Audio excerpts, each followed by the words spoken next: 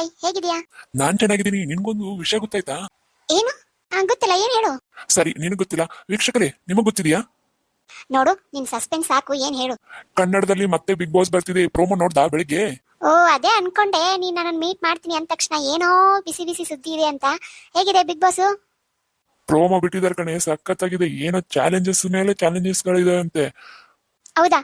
ನಾನ್ ಮತ್ತೆ ಏನ್ ಮಾಡ್ಲಪ್ಪ ದಿನ ಇಡೀ ಅಂತ ಅನ್ಕೊಂಡಿದ್ದೆ.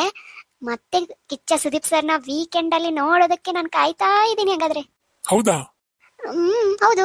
ನಾನ್ ಈ ಸಲ ಯಾರ್ಯಾರು ಕಂಟೆಸ್ಟೆಂಟ್ ಬರ್ತಾರೆ ಅಂತ ಕಾಯ್ತಾ ಇದ್ದೀನಿ. ನಂಗೂ ಕಿಚ್ಚ ಸುದೀಪ್ ಸರ್ ಅಂದ್ರೆ ಇಷ್ಟ. ಬಟ್ ಈ ಸಲ ಯಾರ್ಯಾರು ಬರ್ತಾರೆ, ಯಾವ ತರ ಚಾಲೆಂಜಸ್ ಇರುತ್ತೆ, ಯಾವ ತರ ಇರುತ್ತೆ ಅಂತ ತುಂಬಾನೇ ಕುತೂಹಲ ಆಗಿದೆ. ಪ್ರೋಮೋ ನೋಡ್ದಾಗಿಂತ ನನ್ ತಲೆ ಅಂತೂ ಔಟ್ ಆಗಿಬಿಟ್ಟಿದೆ.